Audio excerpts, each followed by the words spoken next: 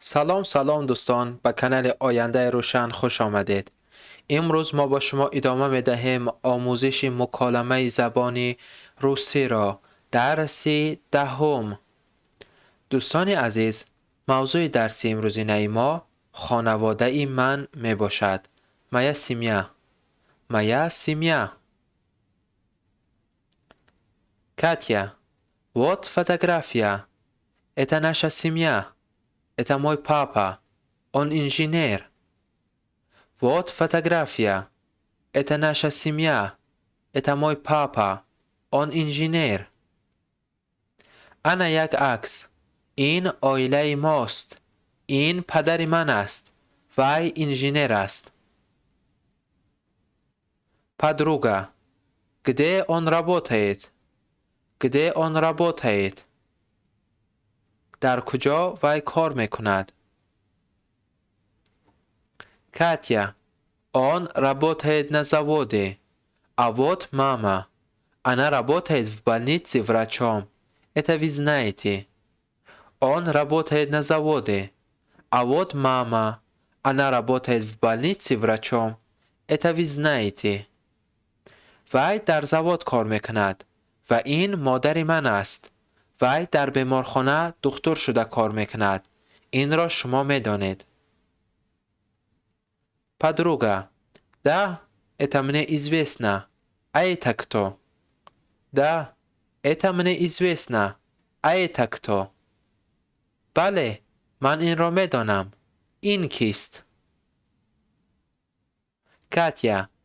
Это мой брат. Это мой брат.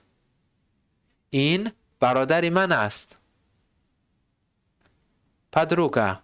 А кем он работает? А кем он работает? وی چی کار میکند؟ Катя. Он не работает. Он студент. Учится в университете. А это мои дедушка и бабушка. Он не работает. Он студент. Учится в университете. А это мои дедушка и бабушка. وی کار نمیکند. او دانشجو است. در دانشگاه تحصیل میکند و اینها بابا و بیبی منند.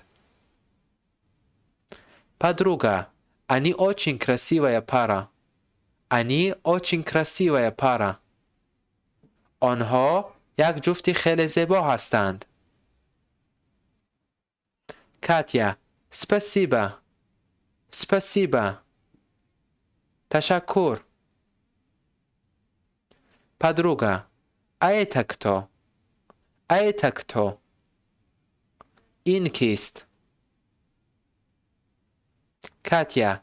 Это моя подруга. Она начинающая актриса. Это моя подруга. Она начинающая актриса. این دوست من است. وی هنرپیشه تازه وارد است. Подруга. А где она играет? А где она играет? وی در کجا بازی میکند؟ Катя. В театре. Если вам интересно, можете сходить на ее выступление. В театре. Если вам интересно, можете сходить на ее выступление.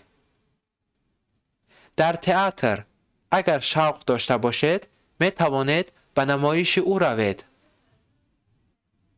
Подруга. Спасибо. Обязательно схожу. А вы где работаете или учитесь? Спасибо. Обязательно схожу. А вы где работаете или учитесь? رحمت. من حتما می روم. شما در کجا کار میکنید یا تحصیل میکنید؟ Катя. Я учусь в университете на 5 курсе. Скоро буду работать в школе учителем русского языка и литературы. Я учусь в университете на 5 курсе.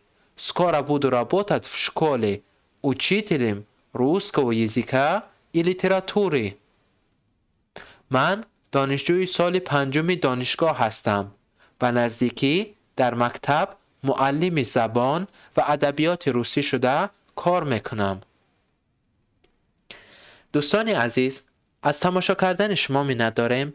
برای از درس های بعدی ما با خبر شدن و کانال ما آبونه شوید و زنگولچه را زیر کنید. تا دیدار.